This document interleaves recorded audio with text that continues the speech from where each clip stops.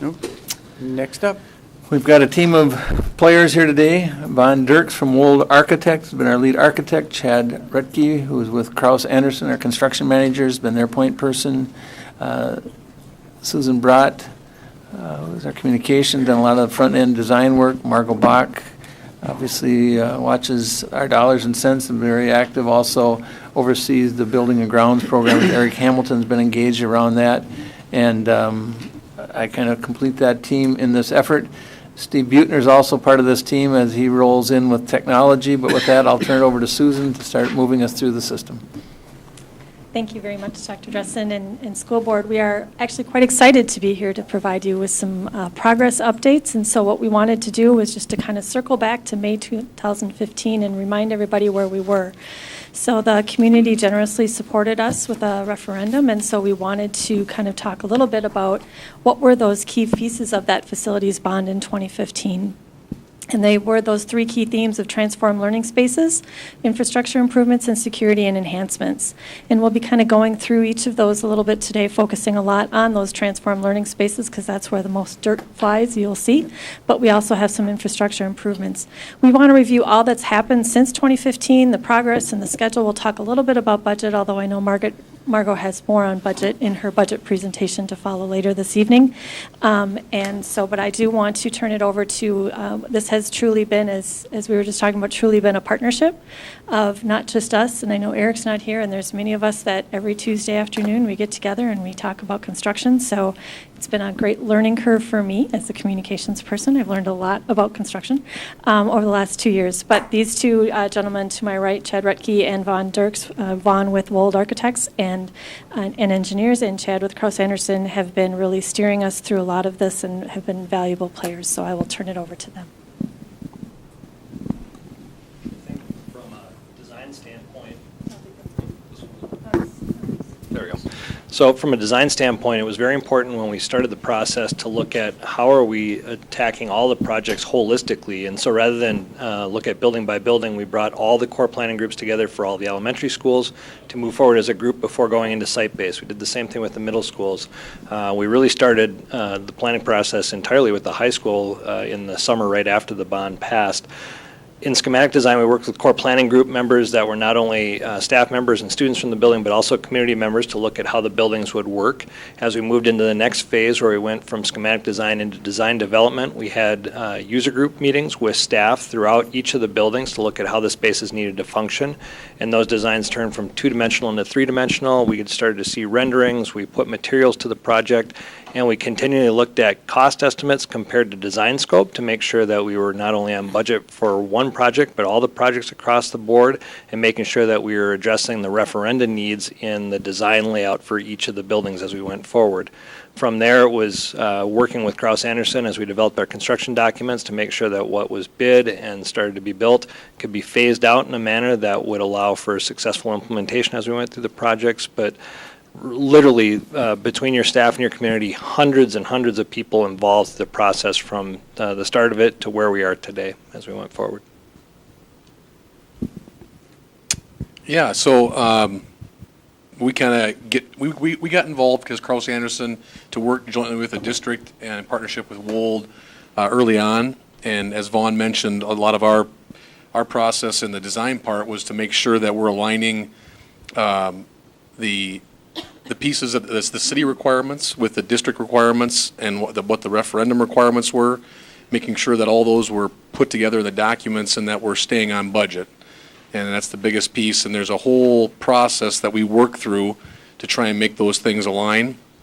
And so a lot of that is also making sure that we got together with the city, making sure that those are all the requirements that the city has, the district has, are put into the bidding documents so that when we bid those projects, all the requirements are translated and there's no surprises when we get into construction. And so then we went through a competitive bid process. We set up and administered a public bid process for the project that met the state requirements as well as the district requirements. And then we really moved it right into construction of those and started with our pre-construction meetings, getting together with the contractors that were the apparent lows and who were awarded contracts, architects, engineers, city, district, and started the construction process at all the various sites. And so now we'll talk a little bit about all of our various sites. And so really to date, we've got about a little more than 80% of the construction projects in the referendum that are bid out and under contract right now, and we still have a few more to go. We've got well, we'll talk about what's left, excuse me, in a little bit here. So the community center project here, really the early education and actually Normandale Elementary were linked together in a bidding strategy. And so we had those bid together. One of the pieces really at this site that's kind of, we pushed a little bit on the district. We've been working since before the first of the year in an occupied building. And we did that for a number of reasons to try and develop as most competitive bids as we could and get the best pricing. Because contractors want to work in the wintertime. They got plenty of work in the summertime. So we pushed hard on the district to look at ways that we could work during the year, shift spaces around, and right now we're really just getting into the early education part of that phase, which was phase 3 on this project over the summer. Phase 1 was to work on the third floor areas to get the new district office areas ready so we could vacate them on second floor and get the Normandale Elementary classrooms going before school got out, and we'll get to that slide in a little bit. But really we're starting down in the lower level, and demolition we're only a week into it, but things are just rolling very, very quickly. So You'll see renderings attached to each one of these photos. So this is a good example of collaborative and extended learning spaces that aren't the classrooms, taking some of those walls down. It not only happens at the high school and middle school, but also at the elementaries and even down to the early childhood level. So you start bringing the parents in that collaborative format with the instruction. I was just wondering where that picture was, the deconstructed picture. No, not the In this building. Thank you. So Concord Elementary, so Concord Countryside, if you remember back, we had 3 of those elementaries linked together, and when we bid those, bids were not favorable. We went back and looked at that, and so Concord and Countryside, we kept together as a bidding strategy, but we changed the schedule, changed scope slightly, but really a lot of it was just the schedule of when those additions were constructed. And so we started work on the additions at Concord and Countryside this last fall. The additions were completed, and they were used a little bit yet for the end of the school year, but those really were adding some classroom and making an extended learning area at Concord. And so you can see the previous picture there was one of the new extended learning areas outside of the additions where the classrooms are in the background there. So. And then at Concord, now the next phase at both Concord and Countryside is to get inside and do the interior remodeling at the media centers and some of the office areas, some of these security enhancements that need to go on. And so there's a little bit left at both those sites to get wrapped up this summer and turn both those projects over the end of the summer for use next fall. So what we tried to do is create Yep. that image in the upper right is what used to be the media center a couple Yep. weeks ago at Concord, and so just trying to help you see what we're working on and where it's going. So that's already been demolished in a week. Yeah. These early elementaries too, where we did mechanical replacement work a few years back, we had to anticipate, well, what are we going to be doing as part of the referendum work, make sure that the work we did from a mechanical replacement was prepped and ready for the future. And so it's a good example of that phased approach to not only design but construction and how to implement the projects over a couple of different years. Yeah, and that's there was a 2-classroom addition at Countryside that was completed and is ready for use for 17 and remodeling underway. Yeah, it's up at the Media Center, which is on second floor, turning that into kind of a more flexible learning commons area for the medias. Cornelia, this is actually one of the pieces at Cornelia is we've got a joint effort from funding. And so there was already alt facility deferred maintenance projects going on there's bond referendum dollars. And so one of the things that we've done is looked at all the projects where there's facility needs on the deferred maintenance side going on, and how can we combine those with bond projects to get the most, most value of those projects. And so Cornelia was one of the ones that we bid together. So there's part of bond work and there's part of deferred maintenance going on. The bond work really was creating some additional space and remodeling to create flexible learning areas. And so this was also not just a summer project. We started over there in March and have been working diligently on the additions. And now that school's out, we've rolled right into the next phase, which is the interior deferred maintenance remodeling, as well as the creating of the flexible learning environments, as you see in the upper right-hand picture there. And so that project is progressing nicely and is scheduled to be complete at the end of the summer.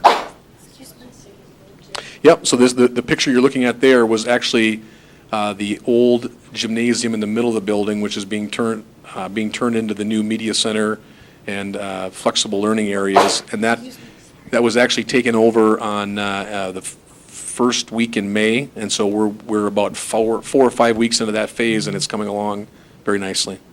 And so the big addition that people may be seeing That- that would face On the west. Yep. is the new gym. That's the new gym, which the previous gym was about a little over half the size of what exists at the other elementary. So from a referendum standpoint, that equity component was important. But we also had the media center component. And so we were able to shift the new gym construction out, put the media center where the old gym was, which is now right inside the entry as you come in. And so that open learning space that was part of those media center designs will really be that first welcoming common space as you enter the building there. And then Normandale Elementary, as I mentioned, that really is in conjunction with our early learning project. But the bulk of the Normandale Elementary was in phases 2 and 3 of the project. Phase 2 was where the old district office was. That's going to be classroom space and the kitchen remodel. Again, pushing to try and gather space. The staff has been great and accommodating, and having the kitchen offline for 8+ weeks was a little bit of a challenge, but really that's the jump we needed to get going with that to ensure that it was ready to go this fall when the kids come back. And so we're really entering into that next phase at Normandale now. In the past week have really taken over that part of the school and are getting the demolition ready and doing the media center demolition, getting ready to make that new space happen. So. And there's a picture there of some of the classroom work that's on second floor in the old district office. So the middle schools, we have SelfView Middle School is one of the projects that's bid out. And again, this was, like Cornelia, is a combination of bond dollars and deferred maintenance dollars. And so this project is scheduled for 2 summers and the school year in between.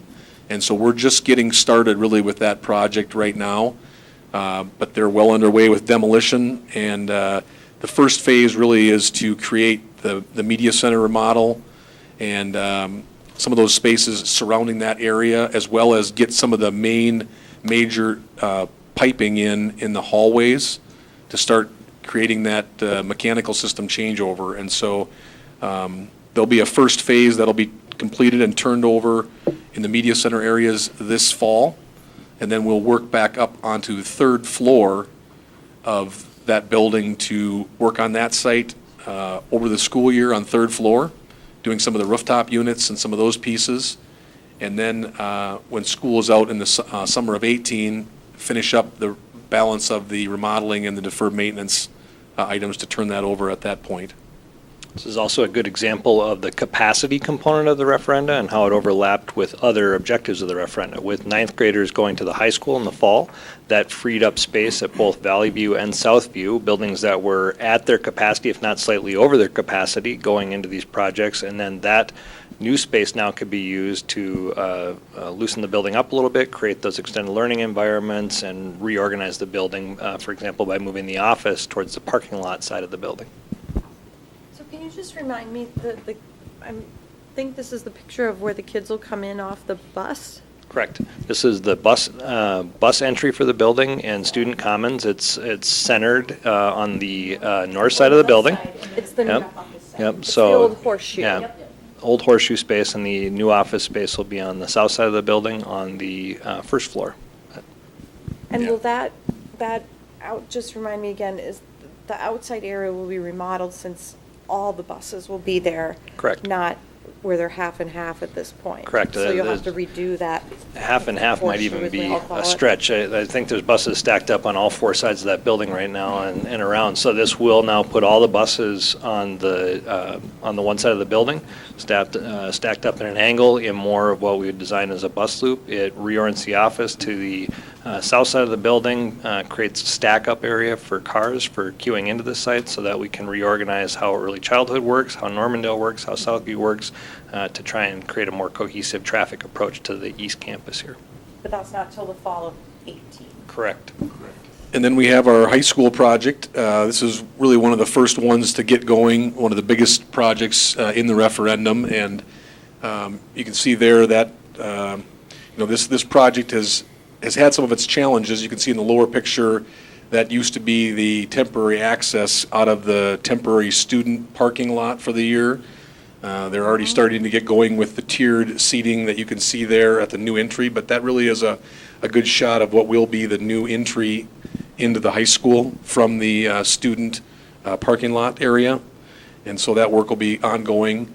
Again, we've got a photo there of the classroom addition, and you can see a lot of the flexible learning spaces right outside of the classrooms in those pod shapes. And the classroom areas are in really good shape on the high school project, and really we're just waiting for some of the wall systems and some final touches there to get those wrapped up. So These are good spaces to align with what Randy and his team talked about earlier in the meeting, and new ways of looking at instruction and what students are capable of. yep. And then again, a photo of some of the existing classrooms, opening them up to the corridors. That work is, we're only 3-4 days into the remodel, and they're already going very, very quickly, getting those spaces put together and getting them back ready for school start. And another major component, again, media center work. You can see there, the upper left, that's the old existing media center area, only a few days into demolition, and a rendering of the new media center on the lower right. And that really is a spot, that'll be a challenge to pull all those pieces together. The media center, a lot of work there, but that'll all be wrapped up for school start. I think one of the things in that photo you can see is windows in the background instead of a brick wall that was blocking the windows. So now daylight into the media center. That was noticeable on our tour. It just floods so many spaces. Feels great. Another large component of the project revolved around outdoor learning spaces, not only activity space, but also classroom space, and so those are going on in conjunction with the projects. We also have the Transportation Services Center, which was replacing the old bus garage, which was rapidly becoming obsolete in terms of its ability to store buses, to even pull buses in. That project is coming along very well. Yeah, that's probably will be one of the first ones turned over here yet this summer. We're looking at getting in by early July in the office area and late July for the rest of the building, so that's coming along very nicely. Sure. So the field work there's a shot there of the high school from the new practice fields and looking back up at the existing high school there, and so that whole remodel area of the old fields and the new turf fields is coming along, and they're already getting very close to those spaces. There's some work to do yet to final grading and some stairways and other pieces there, but that whole practice area is coming along very nicely. The other component at the high school, which is now over at the Creek Valley site, is the new tennis courts, and that project started up here in the last week or so and is going very smoothly. The goal there is to get the new tennis courts put in and all the work except for the final coating to be done this fall, and that'll be the spring after. And the East Campus, the practice fields there, the two new ones and the replacement of the existing turf on the Coleman Field were done last year and were into use last fall and are still being used very well. just to add a little bit to recall that some of the outdoor spaces, as well as Vaughn mentioned, would be some outdoor classrooms and some playground spaces. And so after the construction is completed, we didn't want to be working on playgrounds when we know that construction's happening, and really waiting until all those construction is complete in 2018, and then we can create some standards. So over the next year, we'll be looking at what kind of standards do we want for our playgrounds, and there'll be some dollars put aside for the playgrounds. Obviously, it wouldn't cover an entire remodel, but we are creating some of those standards, and we'll be engaging each of the schools and the parent organizations as we move closer on that. Yeah, so the new transportation facility, as I mentioned, a lot of that is more than just a, place for the bus garage. It's the maintenance area, but it's got some, staff training rooms, office space, and so there's some components of the new area, which actually the lower right is the new area, which I think right now we've got pretty much all asphalted and looks a little different than even there, but that's coming along very well. And then finally, we wanted to talk about the security enhancements piece, and so we did do some piloting this fall, but I'm going to give it to Steve to talk a little bit more about the security. Yeah, as was mentioned, the security enhancements were two major components. One was the entryways and the offices, and so that's part of the construction that's going on this fall in a number of the buildings. But another component is the technology, and so there has been technology in place for a number of years around cameras and door and intrusion protection, but we thought it was important that as part of this process is to bring together some stakeholders, to bring together the city, the experts at Walden. So we did a large review of our safety and security and our technology, and we've went out to bid an RFP, and that has come through, and now we're starting the construction on it. But before we actually start putting in new cameras, we're going one more time around to each of our buildings and talking to our principals and talking to the stakeholders to ensure that the technology is going in, because we wanted to do exactly what we need to do, and it's kind of our one-time shot here to get it done right. We did some, especially at some of our elementary schools, we did do some piloting of some different approaches to security enhancements. As part of that, a lot of it having to deal with protocols and not just the physical and technological installations. But we did test one of the buzzer kind of systems over at Countryside, and actually the feedback from it was that it went quite smoothly, and our front office staff really appreciated it, especially when you consider, now granted the office is going to be moving, but when you consider the way it was before, that there's this large gap before you even got to the office, it helped control security a little bit. But what we'll be having is that kind of buzzing in after hours, and everybody kind of funneling through the main office area. So really, coming through this summer, what are the next steps? And this summer is going to be obviously a very busy summer. We've got construction, I think, at every site except for, I think, Highlands and the existing transportation building, I think, is about the only areas where there isn't something going on.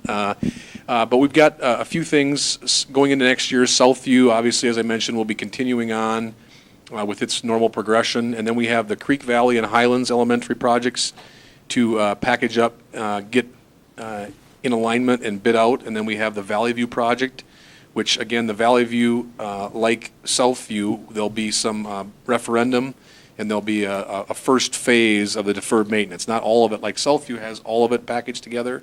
Valley View isn't the whole deferred maintenance. That has to be phased over multiple years. But we have those two, plus we've got the site work package at SelfView yet to bid. So those three things we'll be working on over the summer, making sure that we are getting the scope and budget, city requirements, everything in alignment, and then we'll be looking at bidding those out in roughly October. We don't have an exact date pegged yet, but sometime in the October timeframe, we'll be bidding those three projects and then bringing them back for approval at those points to get those moved forward. Schedules, Creek Valley and Highlands have some additions, and so we'll be looking at following a similar format of trying to get the additions going in early spring. And the construction remodelings will be in the summer of 18. Valley View, again, because of the space that we've freed up, we're able to get going with the 9th grade moving into high school. We'll be able to start that project probably around the first of the year or winter break and get started with a few different phases of getting some spaces done, turning them over, moving kids around to the new spaces, taking a little more, all with the end in mind of there really is not the ability to do the whole project just in the summer. So again, we're trying to phase that in, and I think that'll get the best interest in bidders and the most advantageous bidding climate we can for phasing, so. So when you say we have 80% of the projects bid out, does that mean by this fall then that we'll have everything bid out? So that we'll have a real clear indication that we're all, that the money is going to do what we had promised? Yes, we'll have, we'll buy those next round of biddings at Creek Valley, Highlands, Valley View, and the site work at SelfView. That is everything to bid yet under the bond. Great. Any other questions? Reed? It's a lot going on, but it was really wonderful to get an opportunity to see the high school, what was that, a couple weeks ago? And just actually see beyond the renderings what that's going to be like. I think it's going to be really wonderful for our staff and for our kids. Great. Thank you, team. Thank you. Thank you all.